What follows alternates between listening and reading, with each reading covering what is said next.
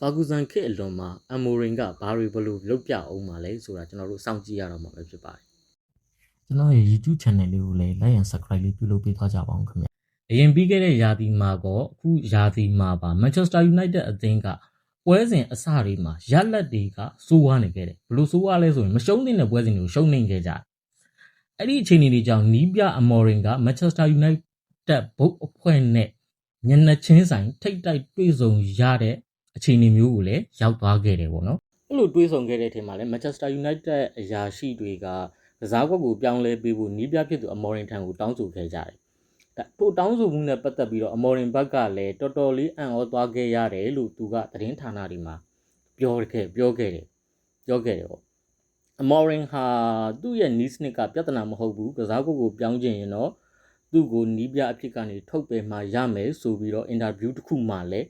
ပြောခဲ့တာမျိုးရှိတယ်ဒါပေမဲ့အသင်းရဲ့ရလဒ်တွေစိုးဝါးနေတယ်လို့အသင်းရဲ့အထက်ရာရှိတွေကပါကစားကွက်ကိုပြောင်းလဲပေးဖို့တောင်းဆိုခဲ့လို့ Amorim ကသူ့ရဲ့ကစားကွက်ကိုခန်းစစ်၄ယောက်တန်းနဲ့နီးစနစ်ပိုင်းအရာပြောင်းလဲဖြစ်ခဲ့တယ်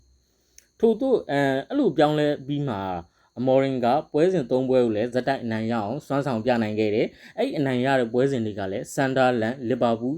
Brighton ကန်ရခတ်တဲ့အသင်းတွေကိုနိုင်ခဲ့တာမျိုးလည်းနိုင်ခဲ့တာပေါ့ဗျာ။အဲ့ဒီ၃ပွဲ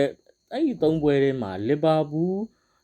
ကိုအနိုင်ရခဲ့တဲ့အတွက်ကစားသမားတွေအတွက်ရောနီးပြအတွက်ပါယုံကြည်မှုတွေပို့ပြီးတော့အများကြီးရခဲ့တယ်ပေါ့။ဒီနှစ်ရာသီမှာ Arsenal ကလွဲရင်အခြားအသင်းကြီးတွေအားလုံးကခြေစွမ်းတိတ်မကောင်းကြဘူး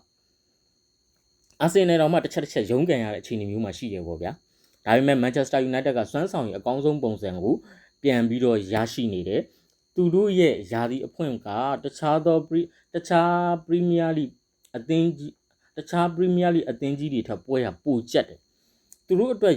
အခုလက်ရှိမှာသူတို့အတွက်ရင်ဆိုင်စရာအသင်းကြီးဆိုလို့စပါးတသင်းပဲရှိတော့တန်တဲ့အသင်းကြီးအားလုံးကိုယာဒီအစ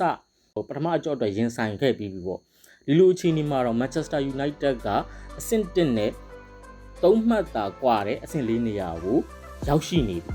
အသင်းကအများကြီးကိုပြောင်းလဲသွားပြီအသင်းရဲ့စွမ်းဆောင်ရည်ဘိုင်းမှာလည်းအားရစရာအသင်းရဲ့စွမ်းဆောင်ရည်ဘိုင်းကစားသမားတွေရဲ့စွမ်းဆောင်ရည်အပိုင်းမှာပါ